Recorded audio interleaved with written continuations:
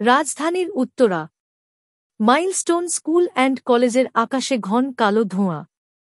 বাংলাদেশ বিমান বাহিনীর একটি যুদ্ধবিমান বিধ্বস্ত হয়ে প্রাণ হারিয়েছে অসংখ্য নিষ্পাপ শিশু। এই ঘটনার পর স্তব্ধ সারা দেশ, শোকের ছায়া প্রতিটি ঘরে।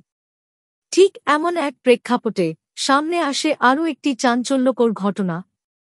প্রধান উপদেষ্টার ভেরিফাইড ফেসবুক পেজ থেকে প্রকাশ করা হয় আর্থিক অনুদানের আহ্বান।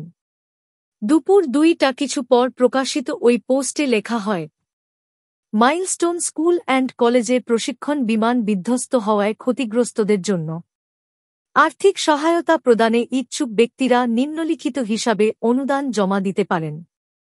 হিসাবের নাম প্রধান উপদেষ্টার ত্রাণ ও কল্যাণ তহবিল। হিসাব নম্বর 0173300409 সোনালী ব্যাংকলি, প্রধান উপদেষ্টার কার্যালয় কর্পোরেট শাখা। এই পোস্টটি শেয়ার করা হয় প্রেস উইংয়ের হোয়াটসঅ্যাপ গ্রুপেও। সেখানে শেয়ার করেন সিনিয়র সহকারী প্রেস সচিব ফয়েজ আহম্মদ। কিন্তু পোস্ট প্রকাশের পরপরই সামাজিক মাধ্যমে সমালোচনার ঝড় ওঠে।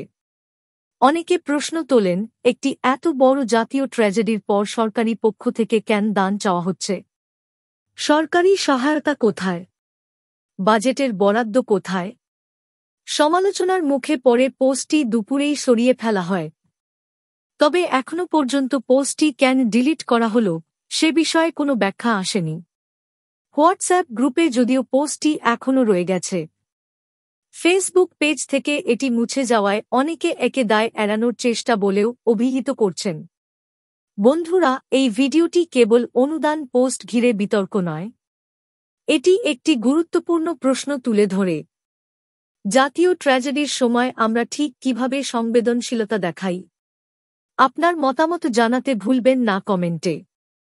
ভিডিওটি শেয়ার করুন যাতে সবাই সচেতন হতে পারে। এই ধরনের পদক্ষেপ কতটা সময়োপযোগী নাকি সময়চ্যুত?